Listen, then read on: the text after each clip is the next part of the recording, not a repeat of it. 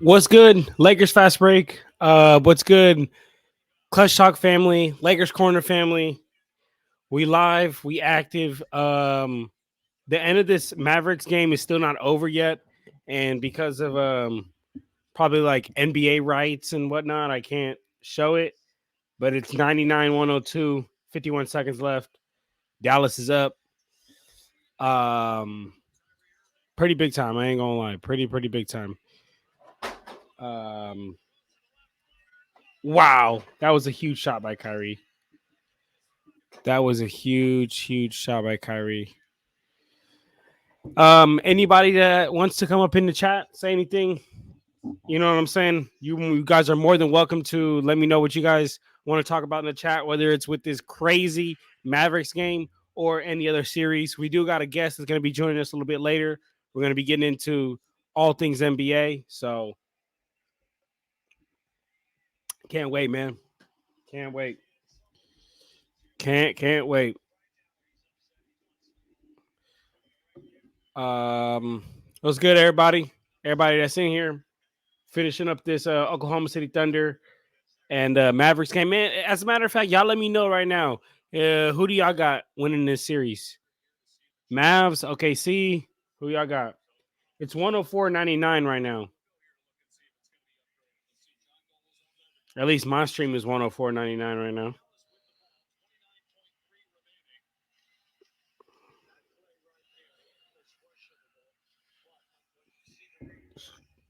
Oh man. Big time game, y'all. Big time games today. And then later today we do have the Celtics and the Cleveland Cavaliers, which has surprisingly been a good series. Uh-oh. Uh-oh. 21 seconds left. At least in my stream, 21 seconds left. Because I see here I'm on NBA.com, it says 10 seconds left.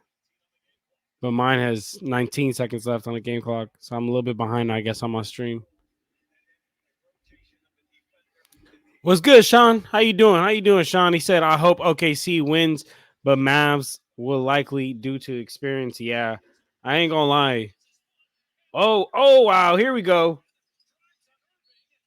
Wow, that's crazy. Yeah, Shauna, I'm right there with you. Honestly, I really want to see Oklahoma City Thunder win, but I do think that at the end of the day, it is going to be the Mavericks that are going to end up getting it, especially because like they already pulled one out in OKC, right? They won game two, and if you think about it, in game two, Kyrie didn't even have to really go off like that. It was really more PJ Washington who had like 29 points. He had like 7 3-pointers. Luka did his thing, but they were able to win even with Kyrie having not being very aggressive on the offensive end. So can you imagine how they're gonna dominate even more? And I mean, you can't expect Kyrie to every night be that lackadaisical on the offensive end. Man, looks like Luka just got hurt. He's hurt holding his knee. Man, I hate how my stream is a little bit behind the NBA's. Let me see. Sean said, I trust Kyrie in the clutch more than anyone in OKC. Hey, I hear you because Kyrie has proven himself more in the clutch, but SGA, Shea Gilgeous Alexander, probably was one of the most clutch players this year. I ain't gonna lie. He was the MVP, in my opinion, but Jokic got it. All right. 10 seconds. 101, 104. Let's see. Dallas Mavericks are up 104, 101, 7 seconds left. Who do y'all got in what Sean? What about the Celtics and Cavs series? Who you got in that? Let me know in the chat. Let me know.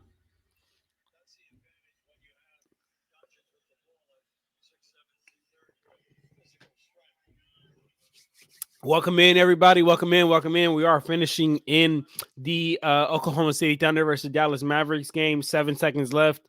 Now it's over according to NBA.com. But my stream, it's not over yet.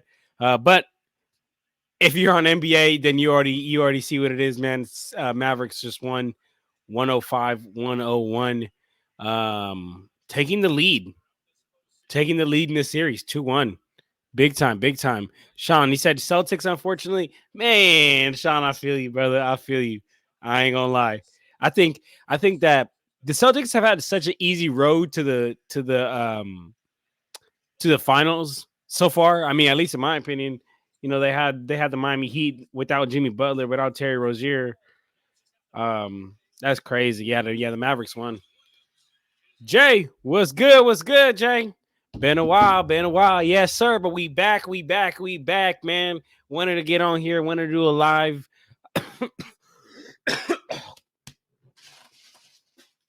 Y'all see what's happening, man. It's because I was sick. You see that exactly, man. Your boy was sick, but hey, man, the bounce back is real. For the longest, I was down and out, y'all, because I was so sick. But I'm back now. Um, I'm glad to be here, Jay. And like I said, man, for everybody that missed in the beginning, we will have a guest joining us here shortly. We're going to be getting into really all things NBA from this series that we just, this game we just saw of the Dallas Mavericks versus the Oklahoma City Thunder. We'll get into a little bit of some predictions of what we got coming up here with Celtics and Cavs. And then we'll also get into just the rest of the playoffs here, man. Um, let me see here, man. Oh man, let me see. He says sorry to hear that, John.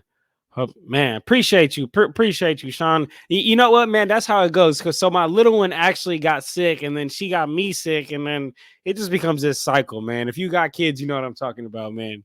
But appreciate you, Sean. Appreciate you showing love.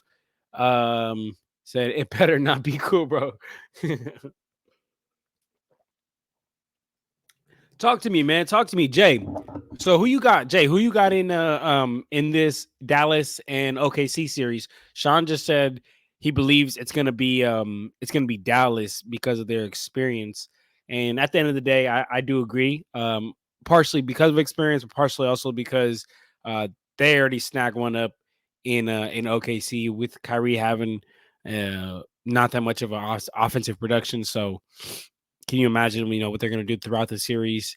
And more on top of that, man, like these role players for Washington they've just been on fire, man. Josh Green, um, we got Josh Green, we got PJ Washington's been big, Derek Jones Jr. has been big. Okay, sounds good, sounds good. And let's see, Jay said, I want OKC to win, but Mavs got the advantage. Yeah, I definitely agree. The Mavericks do have the advantage. Why is it? Like, tell me, why do you think the Mavericks got the advantage, Jay? Like, what to you? Is it that same thing? I mean, Sean was talking about of experience, or is it more along the lines of because Kyrie didn't even have to have a big game two, and they still end up getting the win. Oh, Blue Magic, appreciate you, my brother. I appreciate you, brother. You the go. Everybody that's in here, man, is the go, and I appreciate you guys, man. Like I said in the beginning, my fault. I haven't been able to do as many of these as I want. I've just been super sick, y'all. Kind of funny because like literally as soon as the Lakers got eliminated, I got crazy sick, and then I was just down for a little bit. But your boy is back, man. The bounce back is real. And Cool Bro said, Jay, you summoned him. He heard his name. He felt the presence of him being called, and he's like, I gotta make my way to the chat, man. The latest chat that we got, the latest live stream that we got. What's good, y'all? What's good, y'all? Let me see. Uh, she said, you got food poisoning. Took me out when I had it. No, I did not have food poisoning. I just got like sick. I had a runny nose, had a coffee. It was coffee. I had a coughing, runny nose. It was all bad. I'm glad I didn't get food poisoning because I've had that in the past. But our guest is here, man. Our guest is here. My guy, Garrett. What's up, bro? How you doing? Yo, yo, yo. I'm glad to be here. Obviously we've collabed a lot, but this is the first time on, I guess, this scene we've collabed. So pretty cool. Yes, sir. Yes, sir. Appreciate that. Appreciate you coming on, Garrett. And for everybody out there, man, wanna make sure you guys stay up to date with everything that I got going on and Garrett's got going on. Garrett is another great content creator. Garrett also has NBA channel similar to Clutch Talk, to be honest, where it's like an NBA talk show format. He's always dropping great gems on there, and we got the Podfather in the house. Okay, okay. I'm just Ooh. fixing this for you, my friend. Thank you. I appreciate you. I got you. But no, you guys have fun. Okay. I just finished talking on the Dallas game on playback for the past 2.5 hours. They're done with me for the day. They're okay. All right, sounds good. Well, it's good to see you anyway, though, Good to Gerald. see See you. ya. Thanks, my friends. And Yes, support John's channels as well. Big shout out to him. yes. Oh, All right, man. so like I was saying, you guys make sure you guys check out my guy Garrett's channel, Super Mario Hoops 24. Like I said, similar to Clutch Talk, great NBA talk show format. And then I also got Lakers Corner, that's on YouTube. But man, let's go ahead and get into it. We got a good group amount of people in here, Garrett, so let's go ahead and start with, I guess, the most recent game that we just saw. We just saw the Dallas Mavericks take a 2-1 lead on Oklahoma City Thunder, beating the Oklahoma City Thunder. I believe it was 105-101. Give me some of your thoughts here, Garrett. Well, my first thing is I feel like it's a pretty balanced series, I would say. I think like the star power aspect of it usually would favor the higher seed, but in this case, I think it favors Dallas. But then like the overall depth of OKC is kind of like what puts them, in the mix here. And then obviously, like we just saw Dallas take the dub, but I feel like Luca really hasn't had, I guess, like a dominant performance. I feel like that's still something that's on the way. Kyrie, like he showed up in the second half, but I mean that's kind of been, I guess, the theme of the playoffs is like he will start off slow and then the second half he turns into like Curry or something like 2016 regular season Curry or something like that. So it's, and I think like obviously PJ Washington is playing out of his mind. Gafford, that's my guy. Lively, like they played big minutes. I just feel like while OKC has more depth, I think they have enough pieces alongside already a better like two-man tandem, because like OKC, it's like their tandem, obviously SGA, he's MVP caliber player, but also Jalen Williams, who I wouldn't say is maybe on Kyrie's level, but he's definitely super important. And I don't really know what's going to happen too, because I know he got hurt like late in the game today. So I don't know. It's not looking too great for OKC. They're gonna have to like win, I think, the next game. They're gonna have to steal one because Dallas still won, so they have to steal one to get it back. They don't want to be down 3-1 going back to OKC. Yeah, no, I am right there with you, brother. Yeah, it usually, you would be looking at a number 1 seed versus a number 5 seed, and you would feel you'd feel good about, or pretty confident about going with that number 1 seed. But I think just in this situation with, I mean, Sean here, he was in the chat earlier. He was mentioning about the experience that the Dallas Mavericks had over the Oklahoma City Thunder. But also, you just hit it. You just hit the nail on the head, brother, when you said the Dallas Mavericks were able to steal one in Oklahoma City Thunder. And I mean, as we all know, it's so hard playing in that rowdy crowd in OKC, and they're able to steal one. And in that game too, Kyrie didn't even have to have a big game. Like Kyrie, he's been locking in defensively. He can, be this facilitator. He could be this playmaker. But at the end of the day, I think we can all agree that Kyrie is a bucket getter. Like he goes and gets buckets. That's what he does best. And for them to be able to steal a game in Oklahoma with Kyrie not even having to be what he truly is at heart, man, that was so big. And I think that honestly changes the entire series. And I also got to give credit to, PJ Washington having a 29 points, 11 rebounds in game 2. He ended up having 7 3-pointers. So I think that right there is really what swung the entire series, because I'm gonna be honest, after game 1, I was like, wow, like I'm really split even, because prior to playoffs even starting, I had the Dallas Mavericks going to the Western Conference Finals. So they're not coming out. They're going to the Western Conference Finals.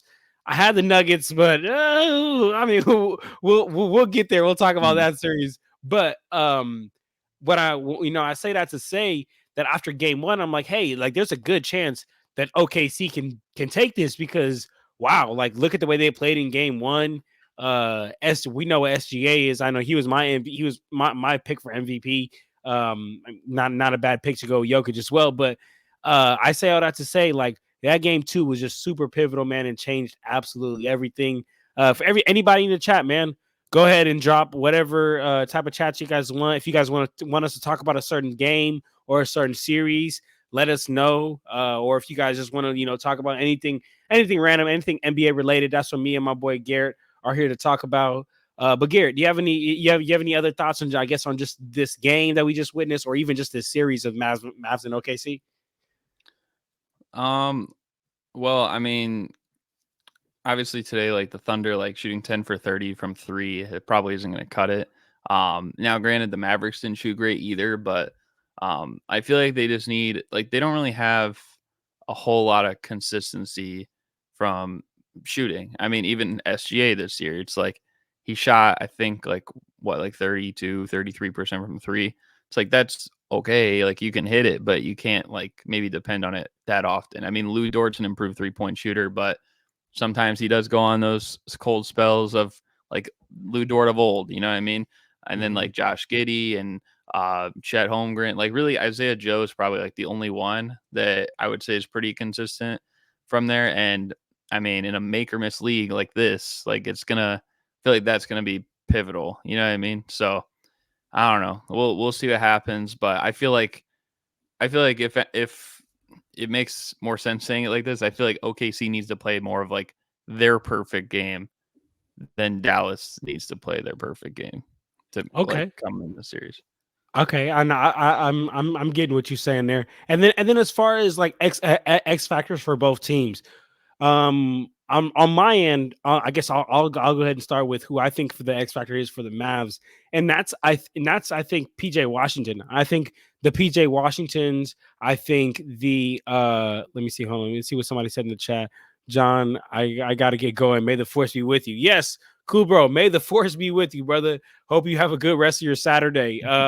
But anyway, like I was saying, I think the X factor for the Mavs is PJ Washington, because you know what you're going to get from Luka, you know what you're going to get from Kyrie, and even on the games that Kyrie needs to lock in a little bit more defensively or whatnot, if you can get that big game like you got in game 2 from a PJ Washington where he just feels so comfortable, he's coming off those rip screens, he's coming off down screens, shooting confidently without hesitating. And I don't want to skip over Tim Hardaway, because he also had a massive game 2, helping the Dallas Mavericks get a win. And I just think that those role players, and especially those two, can be a difference maker for the Mavs, because they don't necessarily force Kyrie to have to be that go get a bucket every time type guy. They don't force Luka to have to be a take over the game type guy, because if those two guys are there, it just takes so much of the load off of the Mavericks. So that's who I think is definitely the X factor for the Mavericks. Do you agree with me? Do you got someone else, or how do you feel about that, Garrett? I mean, I feel like there's a lot of options you could go with for the X factor, and I think both those guys are.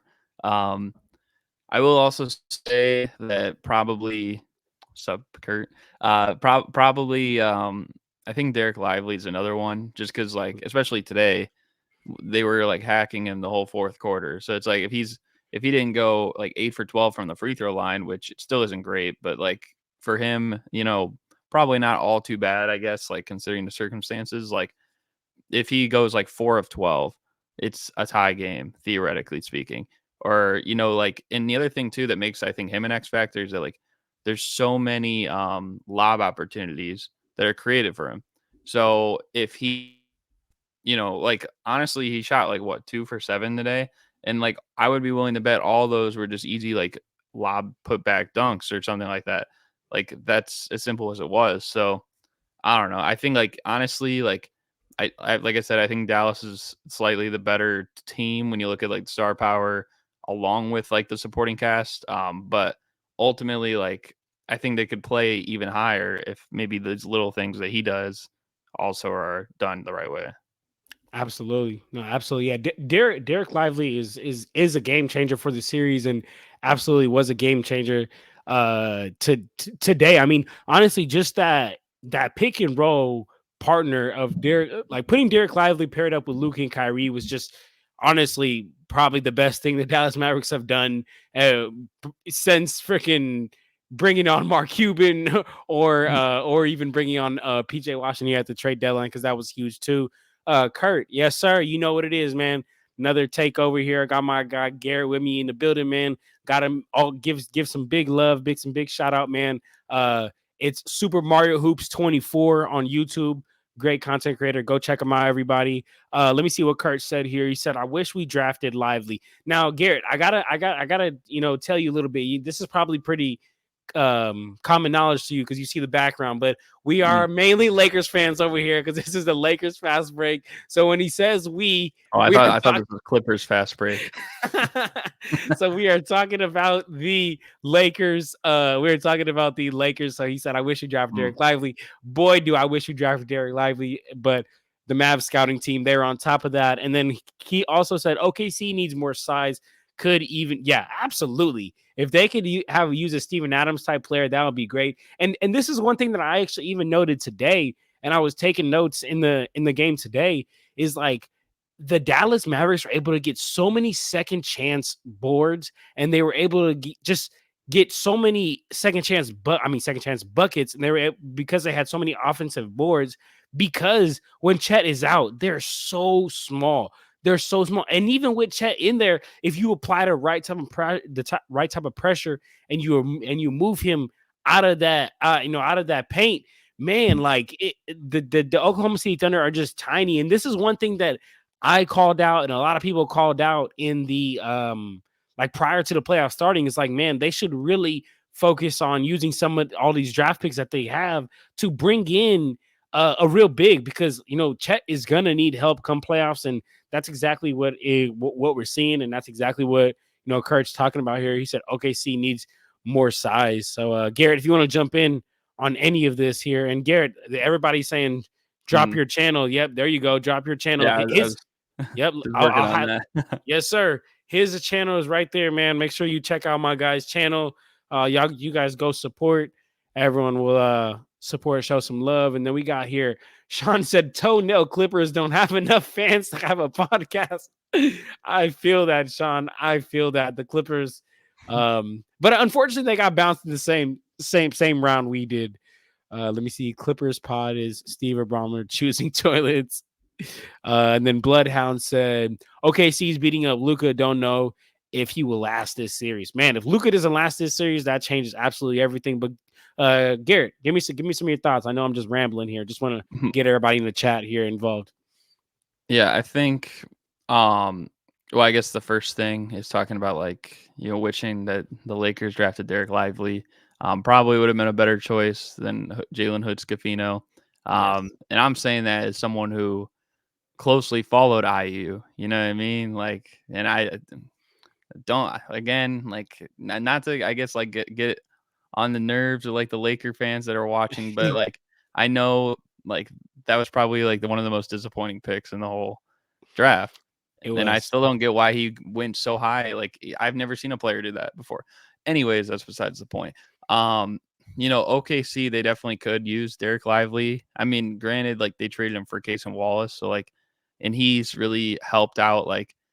In a way, I think it's a lot of what maybe Davion Mitchell did the year prior with the Kings in the playoffs. And so it's he's not really shying away from the moment necessarily, where it's he's unplayable. Sometimes you'll see these young guys and it's they come in and it's well, they're basically useless. You know what I mean?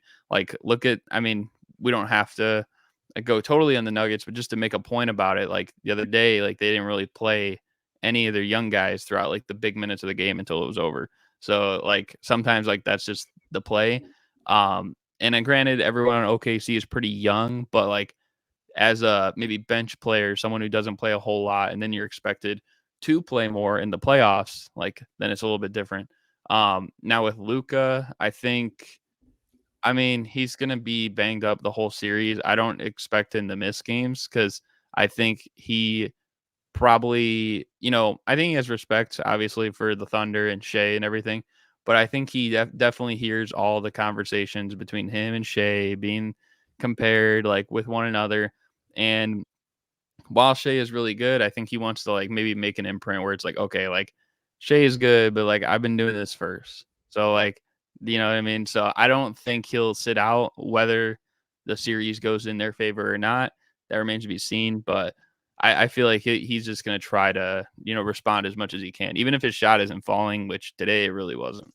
It really wasn't at all. And just gonna shout out what Jay said right here. It said as long as Boston doesn't win, this Bro, is the type of vibe.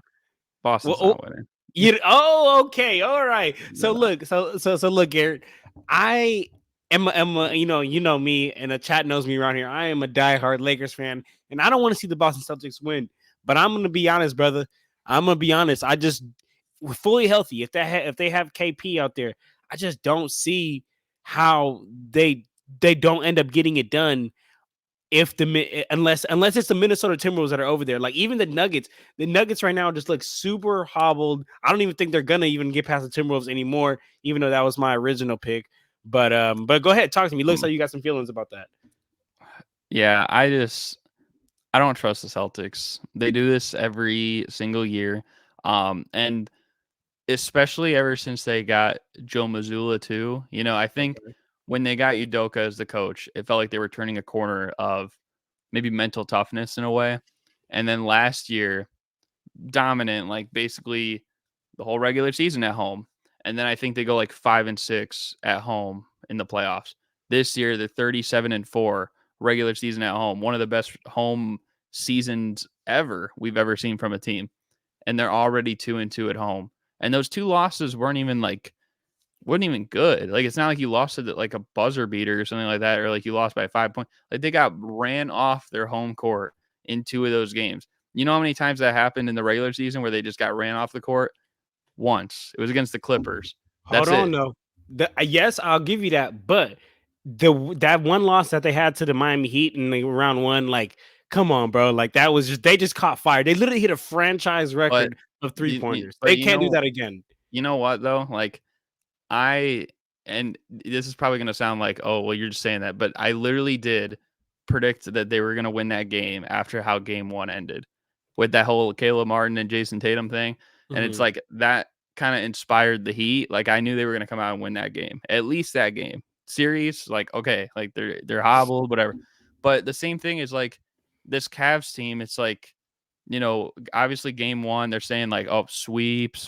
Like there's a reason this team doesn't sweep anybody. You know what I mean? The only team that they've ever swept in this like Tatum Brown era really is like the Nets. And it's because that was the one time the Celtics were a higher seed and they weren't even the favorite to win the series. They just lost to this team the year before. Obviously, we know Kyrie's relationship with Boston. So like all those things factored in, and then they pulled off that one as a sweep. Like nobody, like, do we remember the Hawks forcing the 6 last year? The Hawks, they played no defense. So I hear you. like I'm I just hear saying you. right now, like for one, I mean teams like Denver, Minnesota, that's a great matchup we got going on. Obviously, the series we just talked about, the other side of the East. I mean, you have a really hard-nosed Knicks team, and you have like an elite offensive Pacers team. And I wouldn't even count out the Cavs because now they have home court advantage, and there's a chance Jared Allen and Dean Wade could be back today. Let's see. And real quick, I mean, to answer to that, you won't get much of a fight for me and nobody here in the chat because we're Lakers fans, so we don't even want to see that happen. I don't get why. Like, I don't know. I just don't feel like it's they play my only around thing I'll way say, too much. You know, I do think they play with their food too much. My only thing, my two things I'll say are this: one, JJ Redick always talks about numbers and analytics, and he's said how the team that has shot and of course made, but even just attempted more threes than the other team in the playoffs have been winning more games. But the other thing I'll say is that I just think that yes, they always have gotten there and choked, but I really do see this team different with KP and Drew Holiday. But if KP is not there, that does change everything. But they live and die by the 3-pointer, and sometimes that could be literally your worst enemy. Let me just show some love to some people love here in the chat. What's good, Daniel? Happy to see you, brother. Happy Saturday. Happy NBA playoffs. And to everybody else here, everybody else that's here in the chat, man, happy Saturday, man. Happy NBA playoff day. I am very happy to be here with y'all. We got like 24 people in here. We jumping, man. Appreciate everybody supporting. Make sure you guys come check out both of my channels. I got Clutch Talk that is on YouTube, Apple Podcasts, Spotify, bringing you all type of NBA content, best infotainment around the town. And also I got Lakers Corner, another YouTube page where I talk just about Lakers stuff. And then make sure you check out my guy Garrett's work. I pointed the wrong way. My guy Garrett's work, Super Mario Hoops 24, showing love big time. I appreciate you coming on here with us, brother. And whatever series you guys want to talk about in the chat, make sure you guys drop that down in the chat. I'm gonna read some of these chats real quick, Garrett, and then you could go ahead and jump into it. Kurt said it would be hilarious if Kyrie and the Mavs beat the Celtics with him stomping over Lucky again. That would be crazy because of the whole Kyrie and Celtics situation. Sean said Ime can coach, but I'm not sold on Missoula, who's in the right place at the right time. Okay. I mean, a lot of people aren't sold on Missoula. Yeah, I think Udoka just got too freaky, man. He got too freaky. He couldn't keep the freaky inside. Let me see. Can't blame him, but hey, brother, I feel you, brother. I feel you, but just try to keep it off work premises. Kurt said Charles Lee's checked out, planning his staff in Charlotte. Absolutely. Jay said, I hope our coach is better than Ham. Boy, I mean, it's gonna be easy to be better than Ham because I've said this, and Garrett, I'm happy you're here because I want to get your thoughts on this because I know how a lot of the chat feels about this. But man, Garrett, I've said this so many times before on this channel, and I've said it on my channel. I've been watching the Lakers like faithfully, like literally every single game, no joke, since like 2009, 2010. Before then, I was a Lakers fan, but I was just young, so I wasn't necessarily catching every game. I have not missed a game since then. And I have a question to you. And not have actually I do have a question, but I have a statement before I have a question. My statement is Darvin Ham, in my opinion, is by far the worst coach I've ever seen in the Lakers. Like worse than Byron Scott, worse than Luke Walton, worse than when we had Mike D'Antoni. I mean, worse than a lot of these coaches that we've had.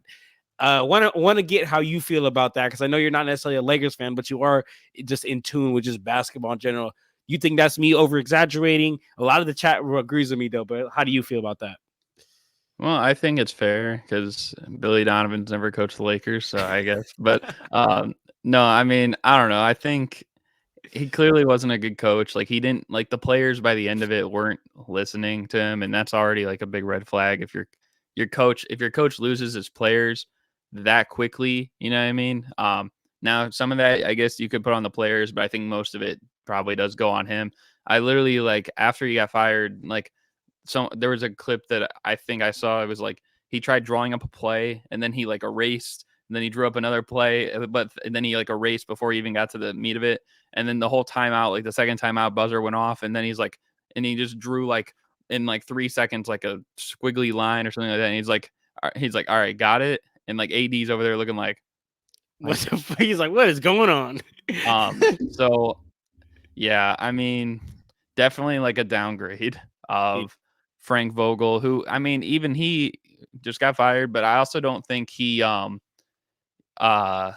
don't know, like it just didn't seem like he fit really with the Suns. Now, an option, I know everyone's talking about like Redick and Ty Lue if he left the Clippers and stuff like that, but maybe, I mean, it would kind of look a little dumb, but maybe Frank Vogel back in LA. I don't know, brother. Look. So here's my take with that. I like Frank Vogel as a coach when we had him in 2020, but that was because our roster like construction matched his coaching philosophy. He's a defensive minded coach, and that team that year was some just defensive dogs. Like we had dogs on the perimeter, we had dogs inside. Like they literally called AD, Dwight, and JaVale the Air Force because they were just cleaning things up in the paint. And it made sense to have Fogel, but then like literally the following year, our front office is stupid. So they go the absolute opposite direction that just won us a championship and they decide to become offensively minded with bringing in Trevor Ariza, Carmelo Anthony and all that. And then Frank Vogel just looked like a terrible coach, ended up getting fired. So I would be okay with bringing Frank, but I'd want to have the players that, can match his philosophy because right now we are not a defensive minded team at all. So I don't know how much better it would be than last time than that. I actually kind of like JJ Redick, to be honest. I know it sounds crazy, but I kind of like JJ Redick. I say give the man a chance. He got the X's and O's down. So how do you feel about it? The thing is, like, and I know you're a big LeBron guy and everything like that, but if you're hiring the next coach, I mean, obviously every team with LeBron on it is going to have like, he's going to have like the most input, even though he says like, I don't get involved in coaching. Like, come on, we know. But I think honestly, this time, like, you're at a point where like you don't really know what if LeBron's going to be on the team next year or like his long-term future with the team. I feel like you have to pick the coach based on like Anthony Davis. Realistically, I think at least. I don't know. That. I like that. See, Sean said his rotations made no sense. Agreed. A team that can't rebound should never play four guards who don't rebound at the same time. Absolutely agree. Somebody here said, Jay said he started Torian Prince for 50 games. I think that right there is alone enough evidence to get the man fired. Of course, and then the Lakers season ended with Torian Prince even a half court shot. Man, what a terrible way to end the season. Let me see. T Perfect, appreciate you being on here, my dog. Appreciate the chat. He said, yeah, it was Ham's fault. LeBron and Reeves were turtles on defense. Ham shot 36% at 36% in fourth periods when Nuggets were racing deficit. Ham and D'Lo fold in game 2. But honestly, guys, like even in my Lakers versus Nuggets preview that I did on my Lakers Corner channel, I was like, I just don't see a way we beat the Nuggets here. Like I just don't see how this could even possibly happen. So I mean, I just think I will say too, like at least the Austin Reeves defense part, like, yeah, you could say like maybe he wasn't playing outstanding defense, but at the end of the day, I mean, he was guarding Jamal Murray a lot of that series, and Jamal Murray really didn't take over until like specific parts of the series. You know what I mean? So until the last like, shots. And that's really what like the star players do. So it's like, I don't know, the fact that he kept him in check almost most of the game. I mean, that was the time to pull away. So it didn't come down to that. You know what I mean? And it's just every time, like it was just Nuggets are down big. They came back. They're down big. They came back. Like, Bro, we were up by 20 in game 2, dog. Up by 20. And I understand that no lead is safe in the NBA, but it's like we're up by 20 and we still don't even end up getting it done. Kurt here said, I think Steve Clifford is one of the few guys who have been let go and hired back by the same team. Yeah, I cannot confirm that, but yeah, Steve Clifford Jackson left the Lakers and came back. That is true. That is Lakers, true. Good. Hey, and we're in the Lakers corner. We're in a Lakers fast break, baby. Let's see. People who said Ham's a good coach need to watch games. I don't know. I don't know who said Ham's a good coach, brother. But yeah, if you said Ham's a good coach, I really don't think you're there watching games here. Kurt said, I'm sure Ham is a good assistant for rah-rah motivational speeches and pregame strategy. I wouldn't even think for pregame strategy. He's probably just a good motivator because the guy's been like shot in the face, right? That's what I heard about him. What's up, Garrett? I think he's very much just a player pleaser. Yeah. Like, and that's why like he would be good as an assistant coach. I mean, he won a championship as an assistant coach, but like that's why I think he's good in that role. He's not good in the role where it's like the head coach is almost supposed to be like maybe like in a lot of times your least favorite coach. You know what I mean? Just because he holds you accountable in those ways. So I don't know. Absolutely. Let me see what Sean here. Nobody is saying that everything is Ham's fault, but he made the idiotic rotations that cost the Lakers some wins. Absolutely. Not only just the rotations, brother, but also just a lack of timeouts. There were so many runs other teams went on that a timeout could have easily cooled. That changed the entire momentum of a game, and it didn't. So yeah, not 100% on Darvin Ham's fault, but I think I always describe it as a big old pizza, and he has the biggest slice of blame for that for the season. He sure looks like he'd enjoy that pizza. He's enjoying that pizza, but also some of it. Also, some of it, I gotta be honest, is this guy's fault too, right here. This guy's fault, and I love this guy. This guy's my GOAT in my opinion. But I gotta take accountability. At least if he won't, I will for him. He sat too many games that we could have easily won, and we lost by like 5 or 6 points. That if he would have been on there, it would have changed absolutely everything. So he got to take some of the accountability for this season too. I know someone who played all 82 games 9 times. Yeah, he's right here. He's right Oh here. my goodness. But no, realistically, like the only thing, like I know over here earlier they said I hope our next coach is better than Ham. Yeah, Think you guys need his twin brother Darvin Turkey. That'll be better than Ham. Darvin Turkey. Anything would be better than him. But Garrett, I wanna give you a little bit of control, my boy. What series you want to talk about next? What games you want to get into next? What series has been catching your eye besides this Oklahoma and Mav series? You know, I mean, we could talk about, I guess, the big fish right now, because I'm sure we'll get over. I mean, we kind of talked. Well, we'll get back to Boston and Cav. Like we could talk about the Denver and Minnesota right now. Okay, you want to get Denver? Okay, Denver, Minnesota. Denver, give me some of your thoughts on this series. I mean, we've seen 3 games so far. The you good? The Yeah, Timberwolves my took mic just fell. the Timberwolves Yeah. took the first 2 in Denver, which was huge, and then the Nuggets went ahead and took one in Minnesota just yesterday. Give us your thoughts on that series and what you've been seeing so far. So game 1, I think game 1 was just all around a pretty solid game. It was, I think, like, Minnesota had a little bit of a lead going into the 4th, and I think we all thought like, okay, here comes Denver, the comebacks, they always happen. But then they didn't. I think it's the first time. I think even in that game, you guys beat Denver. I think they still outscored you guys in the 4th quarter. It just wasn't enough. Yeah. But like, it was the first time they got outscored in the 4th. So it's like, okay, like this is going to be a competitive series. Then you go into game 2 and it's like, honestly, like, and I'll tell you this because, I mean, obviously, like we haven't known each other forever, but we've known each other for a few years now. And I would say I was probably one of the first people to like be pro Denver Nuggets on this core. You know what I mean? Like ever since they had Danilo Gallinari, my guy. You know what I mean? So it's been like 8 years that I'm like, this team's gonna break through and win a title, and they did. Right?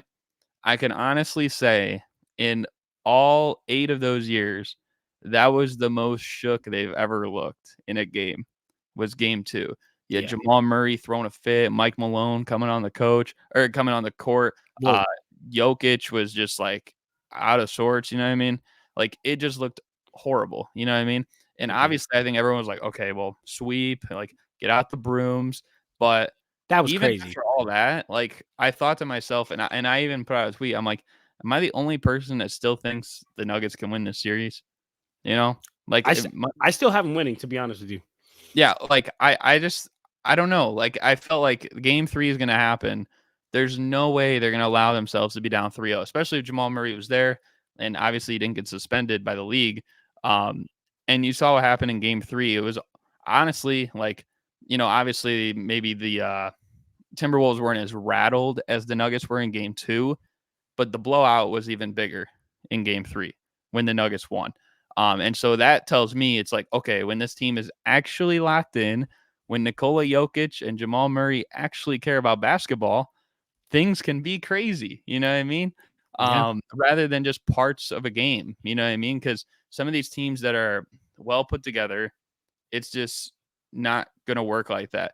And obviously, like, you guys had them like a lot of games too, but I'm just saying, like, eventually, like, it's going to come to a point where the desire to win, like when you're in the conference finals or the finals, like you can't allow that. First round is still pretty fresh, I guess. And it's like, you know what, like, do we want to exert all that? Like, I think the Bucks are a good example because their guys got hurt, and it's like, like we could go all out like that, but they really didn't in the last game. They kind of just folded. You know what I mean?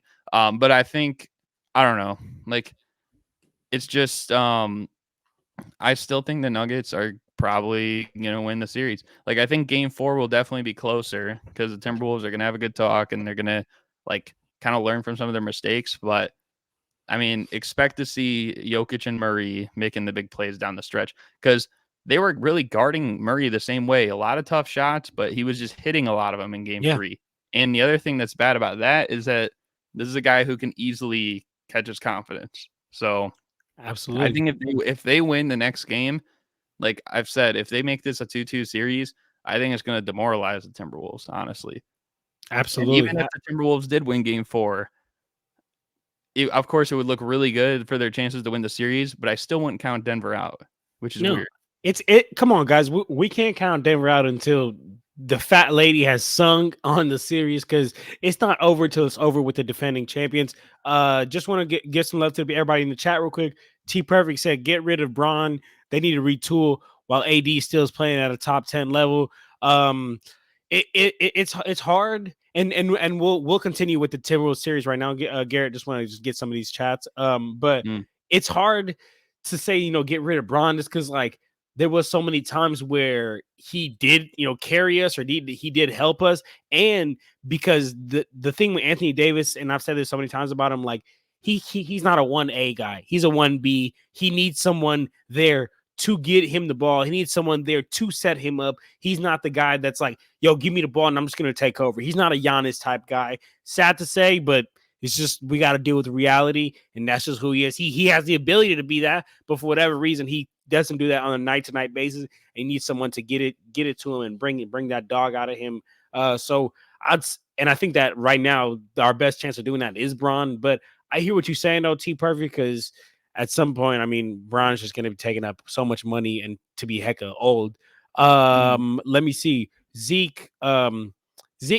Garrett, let me tell you, Super Zeke, he's always trying to troll. He's always just trying to make all the Lakers fans mad. But sure, whatever you want to say, Zeke, we don't really care. Right now, we're talking about this Timberwolves series. So let me respond to what you were saying, Garrett. You brought up a lot of great points. And what I'll say is, overall, I agree with you. I really do agree with you. I don't think that the series is over yet. I think that everyone is, Sean said super geek. But anyway,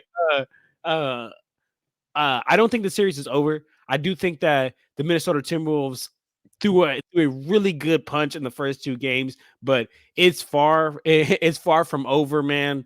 I think that the defending champions still have they still have a fight in this. And my biggest thing, and you mentioned it, game 1 and game 2, Jamal Murray was not Jamal Murray. Like I don't know where he went, but he wasn't there. And I do want to give credit to the Minnesota Timberwolves defense because they were suffocating him those first 2 games, like picking him up full court, not letting him go anywhere, all this and all that. But what I will say is that like the shots just also weren't hitting. In basketball, like you said earlier, this is a make or miss league. So it's like you could be getting them up and the defense could be playing great defense. But if the shot's just not going in, like you getting them off, but the shot's not going in, like that's just that. And you know what I'm saying?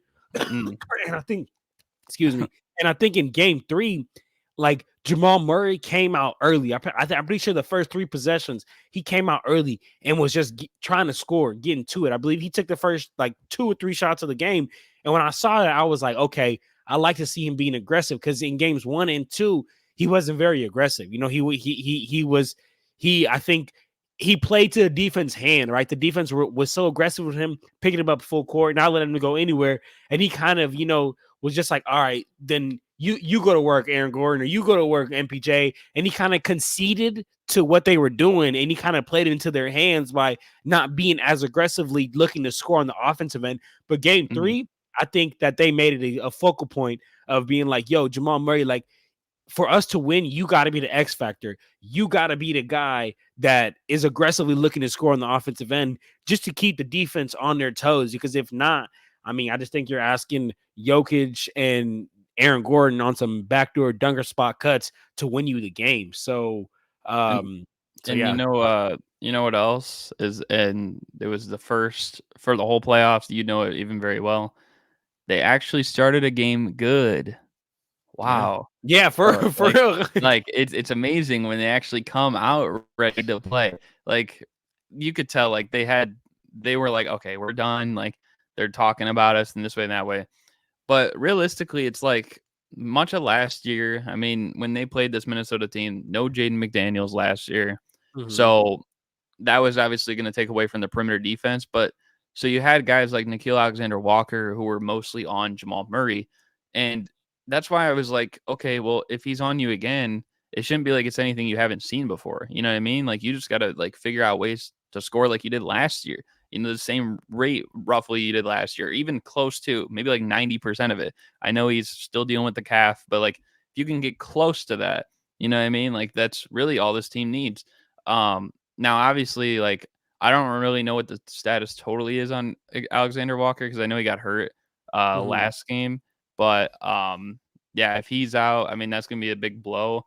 But the other thing too is that, like, if Jaden McDaniels is now on Jamal Murray more often, well, now your size is kind of shifting upward. And I feel like that would mean a guy like Aaron Gordon or Michael Porter Jr. also needs to do more. But at the same time, I still feel like Jamal Murray, like, there's not one player on that team that should be able to shut him down defensively. Like, I think good, like, elite offensive players more times than not are going to get the best of elite defensive players. Like, that's just how it is. Look Especially at, like, just as an example, I mean, we don't have to talk about it quite yet, but look what Donovan Mitchell's doing to Drew Holiday right now. Cooking him. So, I mean, this is every time, you know. And let me Pale Fox. Let me make sure I see what you're talking about. He said, please, only one team in NBA history has won a chip outside of a top 3 seed, a 4 seed. So if you cannot be 1 through 4 seed in the season, you will not win a chip. Let me. What team are you trying to get into? What are you trying to say that the Timberwolves won't win? Are you trying to say, or like, what are you trying to say here? Well, I need some clarification. Unless you know what he's talking about, Garrett, because I don't. He said only one team in history has won a chip outside the top 3 seeds. Yeah. That's not true because the Rockets won as a 6th seed, their second year. Garrett is a historian, y'all. Yeah. You can't. I ain't gonna lie, y'all. Garrett is a historian. Yes. Okay. So he was trying to say the Lakers won't win, but I think we knew the Lakers wouldn't win. I mean, like, yeah, I think we already said that. It's still pretty unlikely that a team that low wins. Like, I think, you know, especially them being in a 7 and 8, you've never seen a team that low win. So I guess, like, I see that point for sure. But I don't. Yeah, it's just a lot of 1 seed. 1 seed. Pale Fox. I'm gonna tell you something. Garrett is my brother. I've been knowing him for a couple of years, and one thing you cannot get by him is some historian NBA facts. That man has got Jeopardy on lock. So Kurt said Jaden McDaniels learned that if you hit a wall, the wall wins. Absolutely, the wall will almost always win. The other thing with this too, this is an interesting comment, is that, like, and I don't know why. Like, I get, like, it was his lower body, Alexander Walker, but then they said on the broadcast that he was so frustrated he punched the chair on the way out. I don't know if you heard that, but it's like, dude, like, it cost this guy his season last year. He wasn't there for you. Do you want to be there for your team? Like, like, him getting hurt sucks, you know. Like, obviously no one wants to see him hurt, but if you're hurting yourself, you're really hurting the team. You know, and especially after what happened last year with, you know, Jaden McDaniels, I feel like the team would be really upset with him if something like that did happen. I don't think it did because nothing was reported, but, like, people got to, like, control their tempers, especially on this team. Absolutely. We saw that fight last year where Gobert took a swing on Kyle Anderson, you know, but so, like, I hear that changed everything. I ain't gonna lie. I heard, like, like, if you're hurt and you can't play, that will change everything too. Absolutely. So, I don't know. It'll for the worse. So I hear you. Jay said, when was the last scrappy team to win a chip? I would say probably that Pistons team, to be honest, was the last, like, real scrappy team to win a chip. But even though they had all-stars on their roster, I would honestly say maybe like the 2014 Spurs. Like, obviously the other famers. That was, but I think that was a unique team. Like, the Spurs, like the big 3, like, was a lot more firepower. I think that year was more so like it was about everybody. You know what I mean? From Kawhi to D-Out, you know, like all these guys were getting involved. Tony, bro, that was the year that Tony Parker hit that crazy game winner, like when he, like, ripped, like, stepped through and, like, was floating it and threw it up there like that, huh?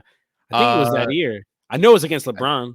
I think that was the year before. I think I know what you're talking. Like, he was on one knee. Yeah, I think that was the year before. I think that was like game 1 or game 3 or something. Good point. Good point, Kurt. The Raptors had a scrappy team. Yeah, that's another one. They did. That's a good point. Garrett Pale said, "You're as old as his grandson's brother." How old's your grandson? How old is your grandson? Yeah, we need to know this first before. But the age reveal. But yeah, so just wanted to give some love to that. And then Sean said exactly what you said, Garrett, that Houston Rockets won a title as a 6th seed. They never would have if, but and Pale then people will said be like, yeah, he was there, but like, bro, he just came back for like literally 3 weeks, saved their season, even, but we don't have to get into that. we don't gotta. Anyway, Pale said his grandson is 23, so I guess he's right then. he is right, because that is around my boy Garrett's age. And then as far as hold on, Garrett. People showing love to you. They said the Cubs say everything. Oh, Was Cubs, that a good the thing Cubs or a have- bad thing? I don't know. Sean, let us know. Let us know. Is that a good thing or a bad thing? Looks like he got more hats. I don't quite want to be, this guy or anything like that, but Oh, Milwaukee Brewers, no, frick the Brewers. And no, anyone that says like, oh, you're fake, you got those hats. This is from like literally like, I think I was in like a second or third grade league, and our team was the Brewers. Like we had actual MLB teams as our teams. So no, it's not me being a fan of them. So look, there you go right there, Garrett. They said one title in 100 plus years. Hey, Man, and it's the best title in the last 100 years. So woo! I ain't gonna lie, y'all. I be following so much basketball. I don't even keep up with other sports. So all I know is that, hey, man, I know. I just know the names of the teams. That's all how I they know. say a picture is worth 1,000 words. Yeah. Like a Cubs title is worth 1,000 years. I'm good for life. I'm good for life. And Sean said I'm a Reds fan, so have no room to talk. Hey, brother, I feel you. But let's get back to basketball, man. Let's talk about some hoops. Some more things I want to touch on. And again, everybody in the chat, appreciate you guys all being in here, man. Go ahead, drop any chats that y'all want to talk about. Any playoff series, anything. And as you see, we can even veer off and get into other sports. Hey, Jay, I'll answer your question real quick. He said, never mind, but I got you, Jay. I don't really watch football that much. I mean, I watch like the Super Bowl or whatnot, but if I had to pick a team, my team would be the Eagles, because back in 2012, I used to play Madden, and it had Michael Vick, LaShawn McCoy, and Deshaun Jackson. They were so good on the Eagles, but that's my extent to football. But Garrett, you want to answer this? Are you a football guy too, or no? I mean, that's a solid option for sure. The Eagles, I mean, obviously I'm a Bears fan. I'm everything Chicago except the White Sox because they suck. But yeah, Bears are going to turn it around this year because no Justin Fields, and we got Caleb Williams instead. So there you go. There we go. Let me see. Hold on. Sean said no, not the E-Gals. Yeah, I'm sorry. I don't even watch. I don't even watch. I couldn't even tell you what. I just know Jalen Hurts is on there, so I'm not even really a real fan, y'all. I don't keep up with it like that. But if I had to pick a team, that would be my team. Bloodhound said, John, are you going to the new Clippers arena next season? I actually am going to try to go because my brother lives not too far from there. So I'm going to try to definitely make a pop-up in my full Lakers outfit. So maybe Steve Ballmer will like kick me out or something like that. I don't know. You'll be on the wall, and they'll have to escort you out. You'll be the first. You could be the first fan escorted out of the wall. That would be like history. Legendary, Gary. That's what that would be. That would be cool. Let me see here. Let me. I'm gonna just keep fielding these chats, Garrett. So if you wanted to get into basketball, we'll get into basketball. But people are saying I'm a Cowboys fan, so I despite the Bengals. Hey, did he mean to say Bengals or Eagles? And he put a B. I don't know what he meant. Oh, that's it. That's a good one. Or both. Yeah. Okay. So Pale said, okay, so Cavs, Magic, Pacers, Mavericks have astronomical odds against them, like worse than Vegas. So bet on any other team. Well, anyone betting on the Magic right now is out because the Magic are out. They're out. But hey, honestly, one thing I do want to say is this. And let me know how you feel about this, Garrett. I've been saying this to some people. I feel like the Magic would have actually been a better matchup against the Celtics than the Cavs are right now, especially with Jared Allen out. I don't know how you're going to feel like this because you are a big Donovan Mitchell guy, but how do you feel about that? It's not as much that. I mean, like, obviously he has a big part of doing it, but like, I just think that the Magic, yeah, they're kind of a young team and stuff like that. Like, I don't know if they would have the offensive, like they wouldn't figure it out offensively. This is a team that didn't win any road games either. So Boston, a team who's notoriously been horrible, like for their standard at home over the last couple of years in the Joe Mazzulla era, like I feel like giving them a 2-0 lead, like that's not good. I mean, they're probably going to blow one. Like, I don't know. I just don't think they have enough consistent offensive help. We also didn't know like Jalen Suggs was kind of like playing through an injury like near the end there. So He's a dog. obviously I Gary love him. Harris was hurt. So like some of their best like perimeter guard defenders. And I also don't think it would really matter as much because like, yeah, you could throw those guys on Tatum, but then like Derek White will have like a crazy game, or Jalen Brown could have a crazy game, or honestly, like their bench do it like a Pritchard and Sam Hauser could go crazy. So they just have so many like options. Now the thing that I think Cleveland has is no, they don't have maybe the guys that could stop them, but they're still probably going to either make it or not, regardless. But they just have like a lot of weapons on shooting wise.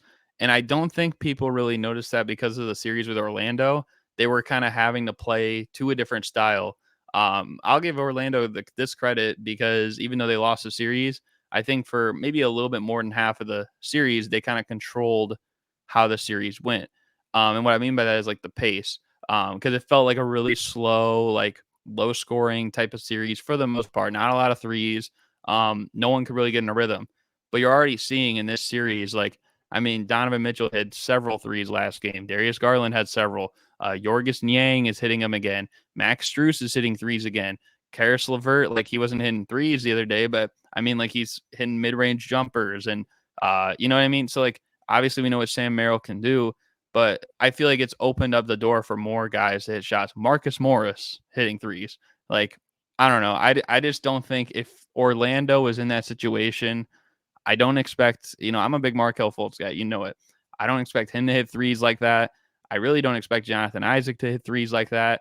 And honestly, I think even part of the reason too that like honestly they should be thankful that Paolo shot as well as he did from three because it could have looked even a whole lot worse if that was the case. I think he shot like 39% in that first round series. And, Franz Wagner, not really like a great shooter. He can hit them, yeah. I just think along with the inexperience factor, they might have won a game, maybe, but I think Cleveland also has a little bit more experience and they have a little bit more shooters to maybe compete with a team that shoots like a lot of threes every single game. I think they could definitely keep up. Like the Celtics and Cavs are better. The Cavs are a better offensive like matchup with the Celtics. But I just do think, and you did bring up a great point about Jalen Suggs going down a little bit of an injury. I just think that the perimeter defense and the length that the Magic had would have just gave the Celtics at least on the defensive end hell, dog. It would have just gave them hell. And I think that the Cavs can reciprocate that a bit, but they're definitely going to need Jared Allen out there. I mean, while we're on the Cavs, let's just talk about that series then. I did want to give one thing though, real quick on that is, I think if the Magic were playing the Celtics, I do think Jaylen Brown would average 30 points a game. Damn. And I say that because one of the biggest things is while they do have the length, right, they weren't throwing maybe as many like double teams and help as they should have. And but you how saw, much like, is that? Go ahead. There was even a one stretch for the one game. It was honestly like, as someone who roots for Donovan Mitchell, I was like, okay, like sure, like thank you, over and over. Him and Darius Garland, like they got in the paint so easily. But if I'm a Magic fan, I'd be frustrated like watching that. You know what I mean?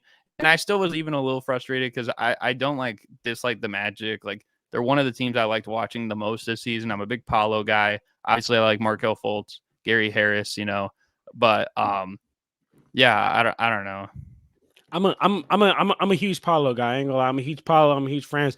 I just love that team in general, bro. And I feel like yes, they got eliminated, and I do think that on the defensive end that they could have gave the Celtics a little bit more of a challenge than what the Cavs are going to do. Offensively, I agree. I think that sometimes they just get stuck. And I even said this on my on my Clutch Talk page. I dropped a video recapping all the series, and when I talk about that Magic and Cavs series, I said that sometimes it felt like the Magic didn't have a player that they could just go to no matter what the defense is throwing to them and say, please go get a bucket for us. Like Donovan Mitchell is that guy, no matter what the Cavs threw at him, no matter if it was a boxing one, it was a double, if it was even a triple team one, no matter what they had, no matter what this, even if the Celtics were in even if the Cavs were in like a scoring slump, they could just go to Donovan Mitchell and say, yo, like, go get us a bucket just so we can see the ball go through the hoop, and that could get us some momentum, that could get us going. And that's something that I just feel like the Magic really slacked on. Just want to give some love to some people in the chat here real quick. Jay said thoughts on the Paul George situation. Unless I'm missing something. I know Paul. I know he might opt out. Like, is that what we talking about here? Or I think that's what he meant. Yeah. If we're talking about that, Jay, hey, I mean, I'll be surprised if he opts out. I ain't gonna lie. I watch a lot of his little podcast P's, and he just loves being in LA. He loves playing in LA, and I don't think he's gonna play for the Lakers. So I'd be surprised if he does opt out, but I'm sure he does want to win. Sean said, "Yep, the Magic punked the Celtics twice in regular season." Yeah, I'm right there with you for that. Bloodhound says Celtics living by the 3-pointer. They don't have KP. They aren't winning it. They aren't winning at all.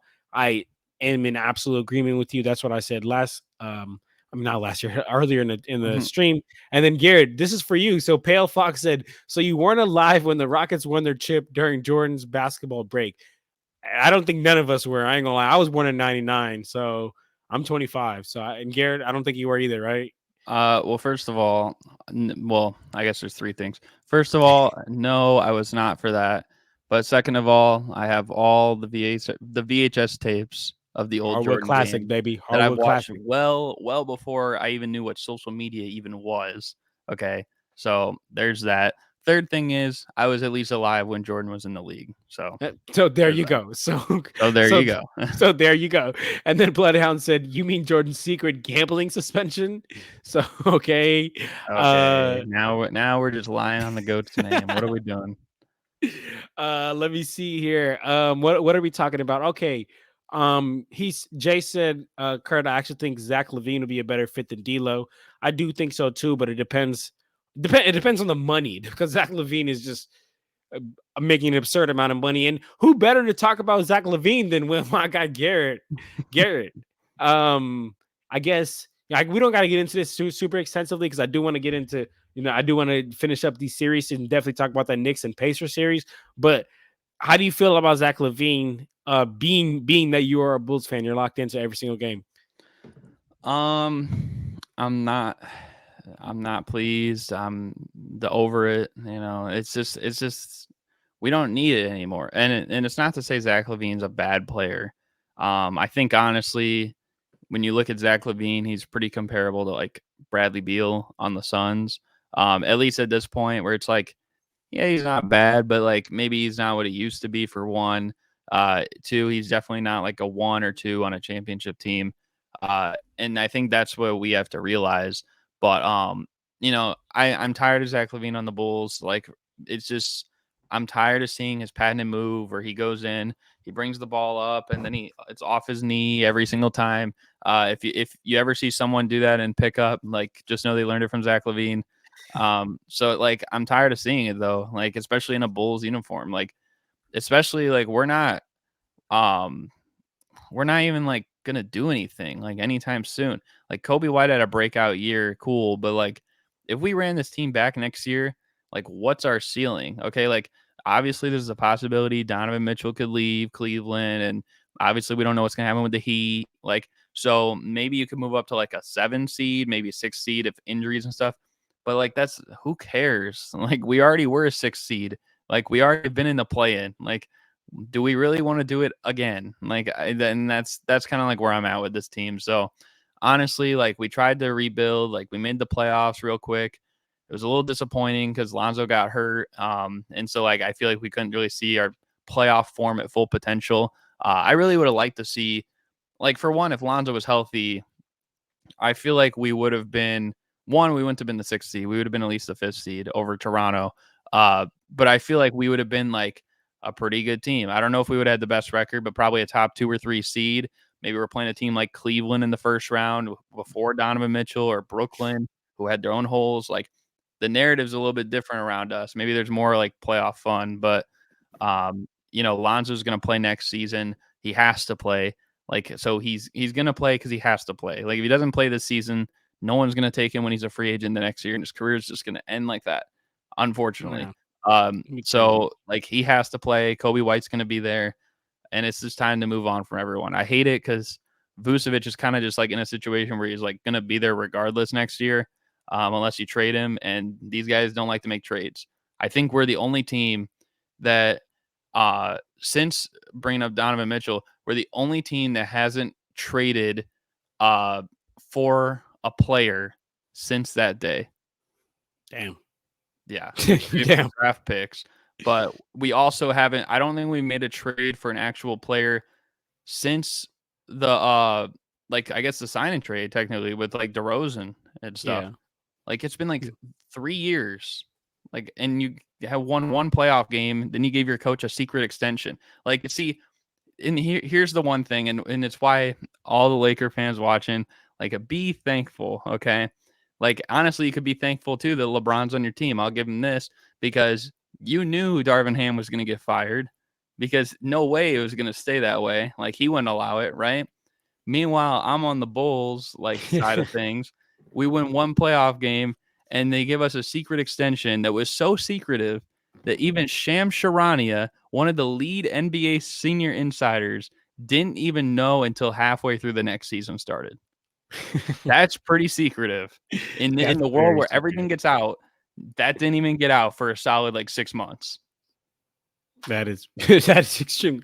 Yeah, I mean, hey, so at least at Lakers fans, we got rid of our guy. We got rid of our guy. At least you can pressure him out of there. Like if we do that with Billy Donovan, and they still think, oh well, the parity of the league and continuity, like continuity's like is peaking. Like, no, it's not.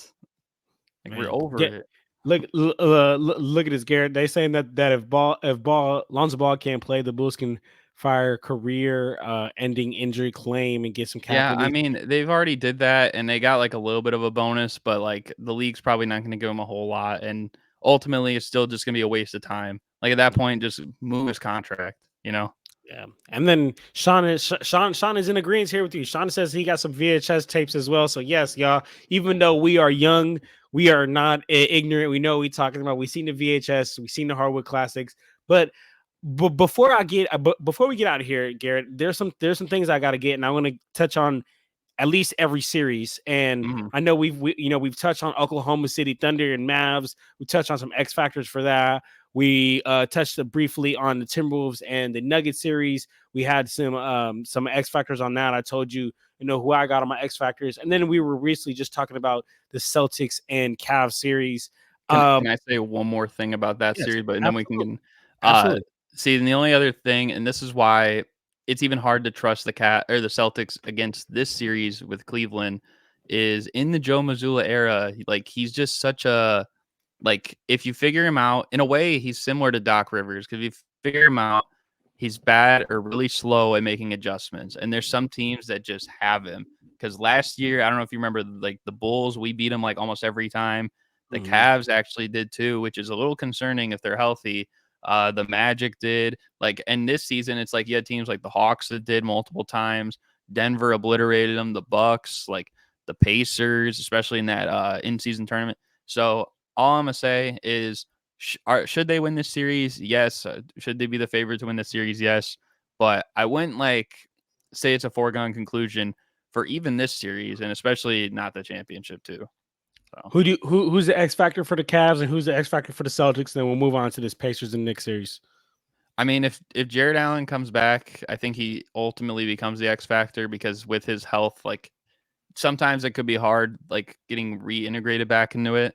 But I think obviously Evan Mobley is the biggest one, because if he's able to, and you probably like hearing that. I love hearing that.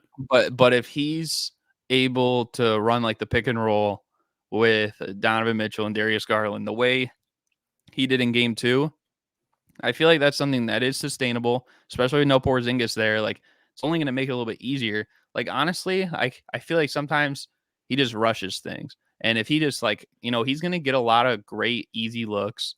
And if he can just like put in the easy ones, the dunks that like Mitchell or Garland sets up for him, like because they're going to give him a lot of opportunities. Sometimes he just can't catch the ball, or sometimes he just misses a post hook or something. He does that because we know about his defense. His defense is going to be there, but offensively, like that's where it changes. And if he's dominating the inside more than anyone, maybe on Boston side of things, well, then you have kind of a problem, especially if Jared Allen comes back. The rebounding's in their favor right now. Looks like the star power is in Cleveland's favor because Donovan Mitchell looks like a star and Jason Tatum is MIA. So like I don't know. Like I think obviously they have more supporting players too, but you're going in Cleveland and the role players normally always play better at home. So these other guys too that are shooting like Karis LeVert, I think Karis LeVert's another X factor because he's capable of going off. We just haven't seen it like as much anymore.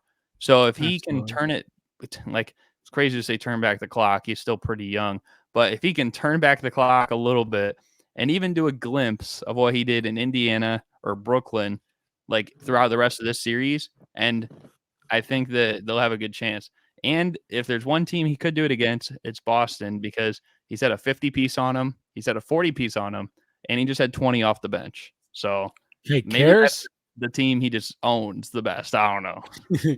That's how it is sometimes, man. But real quick, Woj is reporting that Lakers are eyeing JJ as their new coach. I love to hear that personally. I know some people would feel kind of head scratching about that, but hey, man, gotta give the man a chance, man. Gotta give the man a chance. Even though I think he got the X's and O's down, I know it's to be a first time head coaching role, and a first time head coaching role on the Lakers more than anything is a lot of pressure.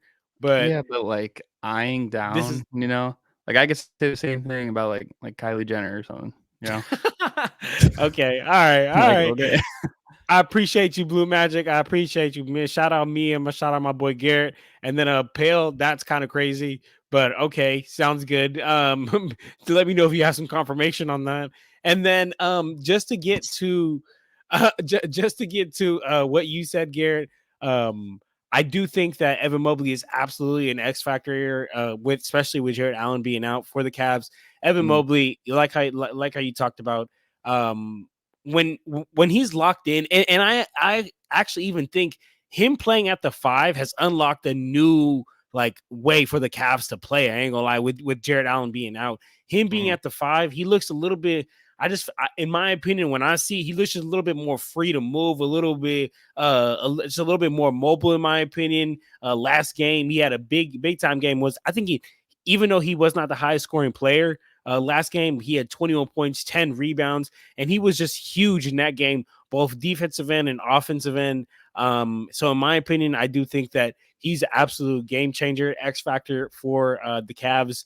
And then also love the Karis LeVert love because I think we've seen Darius Garland struggle to be who Darius Garland really is, and be that offensive firepower, especially by getting buckets or whatnot, like how we kind of used to. So I think if Karis LeVert can come off the bench and provide that scoring that maybe Garland is lacking in, like how he did last game. He had 21 points last game, 21 points, rebounds, I believe like 4 assists or something like that. So he had a big game. So I think if he could provide that, like how you said, man, changes everything. And then for the Celtics, not going to get into that much. I think KP is their biggest X factor. KP and Drew Holiday. So basically Drew Holiday and health, because how healthy can you stay, to be honest? So let me know about the most it might sound crazy, but like if like I guess as like the average fan, like if I'm like my team's going against Boston or my player, whatever, like honestly, the bench scares me more than anything. Boston's bench Especially or Cavs bench. Boston's bench, mostly just Peyton Pritchard and Sam Hauser, because Mhm. those guys, I feel like when they're on, things just start clicking for the team. Like I don't know what it is necessarily, but like that's kind of the biggest thing. And if Karis LeVert's playing well, then it might neutralize that, and then it might not have as big of an impact. Also, Celtics fans, along with Jared Allen, they're hoping Dean Wade does not come back because Yeah. he completely lit him up. Had like 20 points in the fourth quarter or something earlier this year. They're praying that He went man off. does not come back. He went off. I remember that game. Okay, let's get to I believe would be the last series for us to touch Mm, on, and that would be the Knicks versus the Pacers. Honestly, I thought after the first two games, I was like, this not that this was going to be a sweep, but I thought this might be over in five. But the Pacers put up a great fight in game three, and they're able to snag away game three. I just want to get into, I guess, some of my overall thoughts on on that series. I think that the Knicks honestly have really impressed me. I mean, both teams have really impressed me because I mean, like coming into the series, we had the Knicks who play a lot more of a slower pace than the Pacers. They like to play a lot more in that half court set, or Jalen Brunson kind of walks the ball up court, then he initiates something in like a high pick and roll or just something in the half court set. And the Pacers are literally the fastest team in the league, just mm, right when if you miss or make it, they taking it out the hoop and they go on the other end. So I was really intrigued to see who would really control the tempo of this game. I think that's be who would win, who would actually even end up winning the series. And mm, in my opinion, the Knicks have really impressed me because I feel like they've been able to play fast when they need to and keep up with the Pacers, but also be able to keep control and keep the tempo of the game and play in that half court set. And none other than have more impressed me than Josh Hart.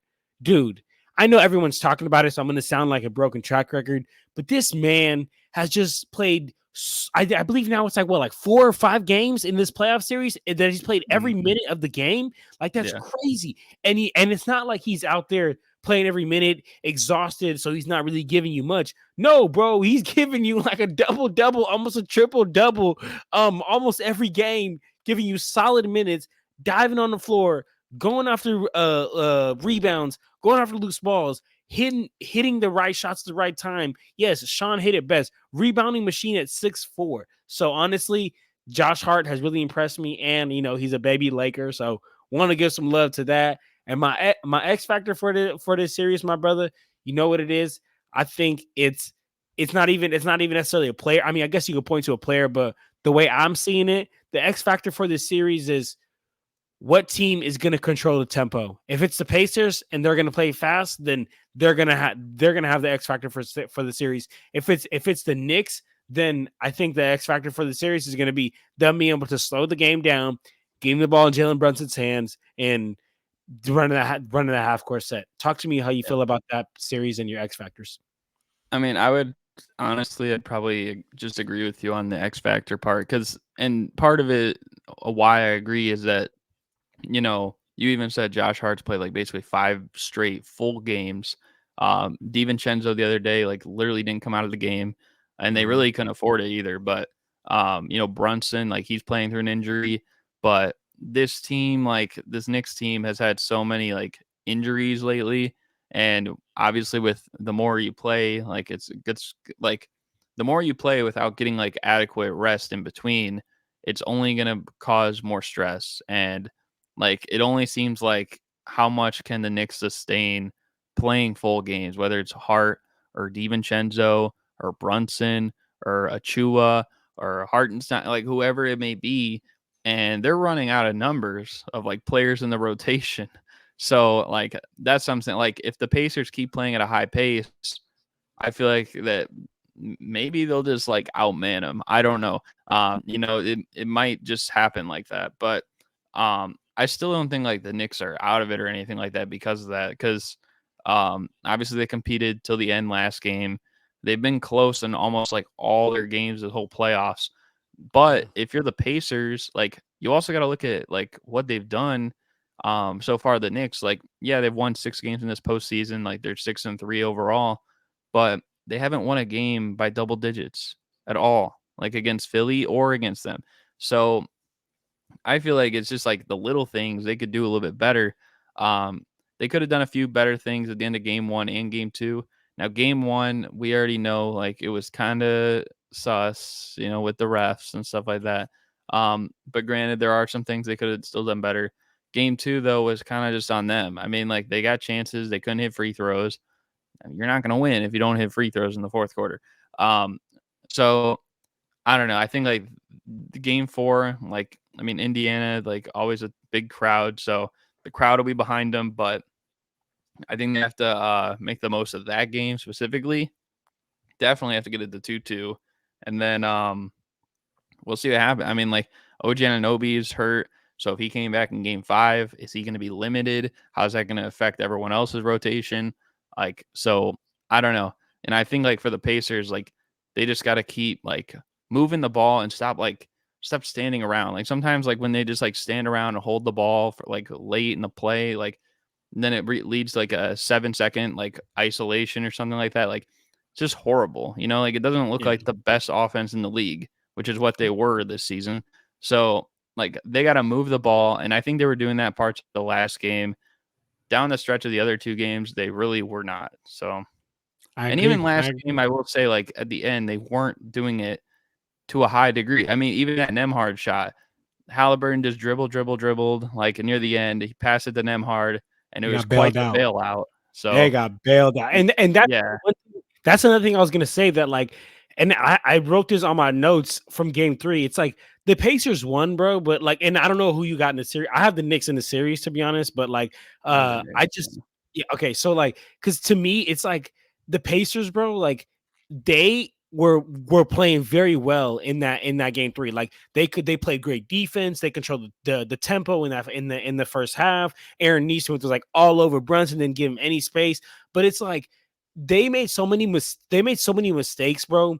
That not only like what you talk about the offense and like just dribble, trying to get a good bucket, but like Dante DiVincenzo, bro, he was on fire, bro. Man had like 35 points. He had like 7 3-pointers, and the Pacers still were not like doubling, still were not like denying. Like they were just making so many little decisions that I think in the long term is gonna cost them is gonna cost them the game. I think it's gonna they're not gonna be able to get there. You know what I'm saying? Because like you can't be in a playoff series, and I understand that Jalen Brunson is the the key, the person that you want to be honing in on.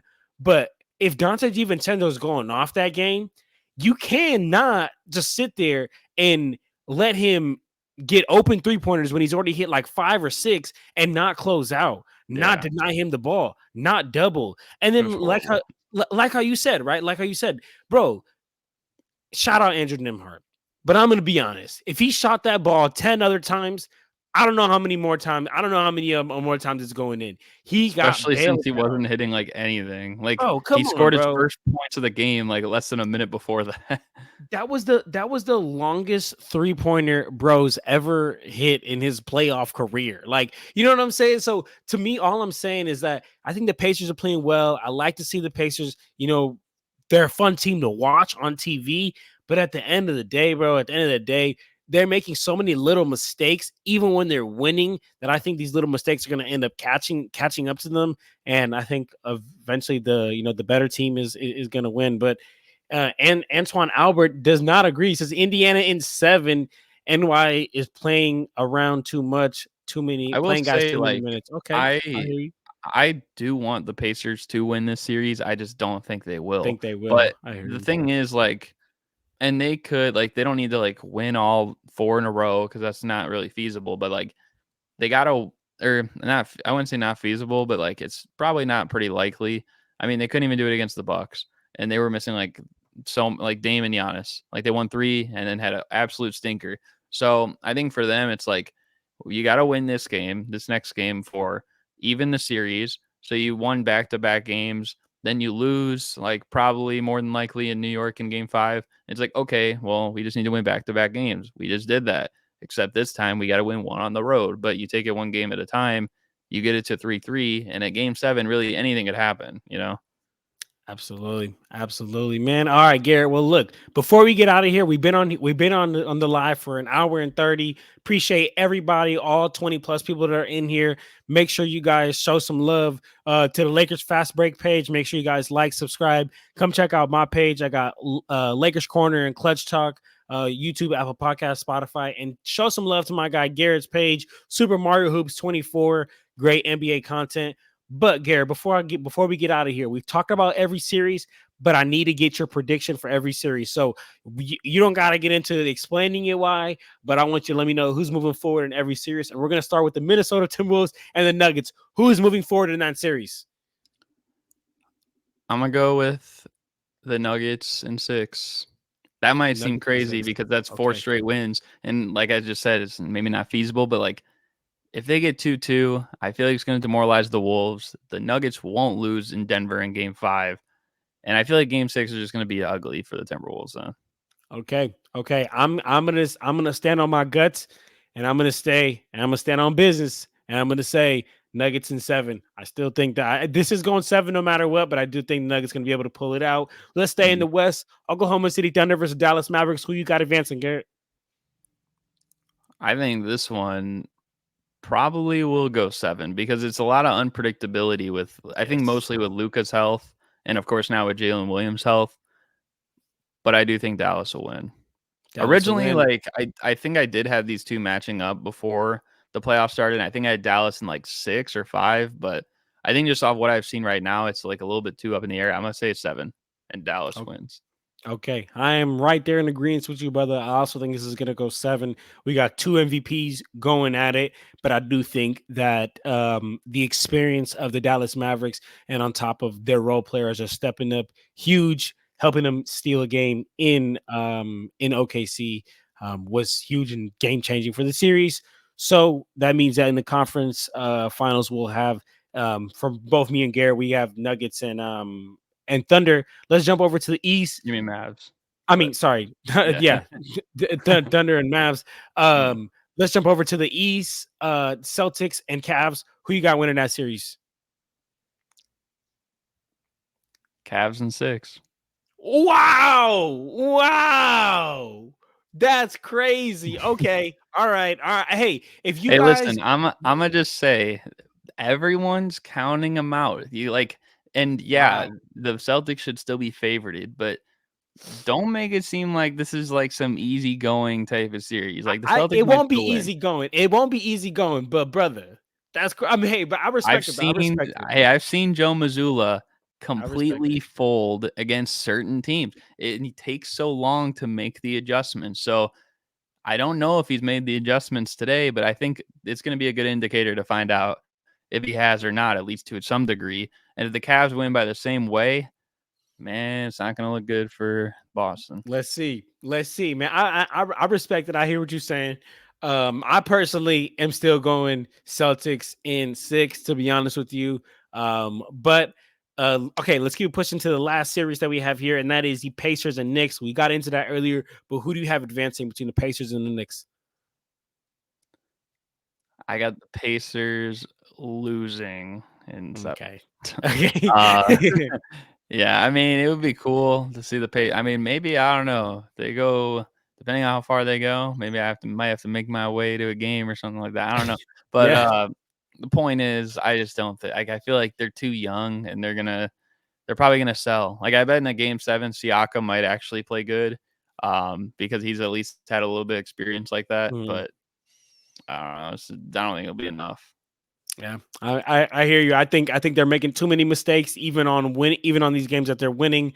The mistakes are going to end up catching up to them, and I think that the better team will end up winning the series. Now we're not going to get into our conference finals predictions just because we don't know if this is even going to happen or not. So, But the so one thing I will say is if we did get round 3 of Donovan Mitchell and Jalen Brunson, I think the world needs round 3. round Things 3. might be different this time. That's all I'm gonna say. They might be different. Man, oh man. Hey, I just want the Celtics to win because I want my bracket to remain my $1 million NBA bracket, man. So hopefully that remains. That's fair, actually. But anyway, man, everybody that's tuned in, man, we've been here for an hour 30 plus. Appreciate all you guys, man. You guys have been locked in on the chat, showing love. I appreciate that. We will definitely be back doing some doing just some more NBA playoff talk, whether it's about the Lakers, whether it's about what's currently going on in the NBA. We even got into some baseball and some football in this live stream, man. So hope you guys enjoyed. As always, make sure you guys show love to all the pages. Lakers Fast Break. Make sure you guys show love to Clutch Talk, is my NBA talk show. Dropping 2 episodes per week on YouTube, Apple Podcast, Spotify. Also, Lakers Corner, that is on YouTube. Also, my guy Garrett, great NBA content creator, also on YouTube, Super Mario Hoops 24. Make sure you guys go check him out. Sean, appreciate you showing love. And make sure you guys show love to Lakers Girl 36. She said, I'll talk Lakers too on my Lakers channel. Man, go show love. Lakers Girl 36. But for now, we out of here, y'all. I hope you guys enjoyed this Cavs versus Celtics game. And for now, we out of here, y'all. Peace. Cavs and 6.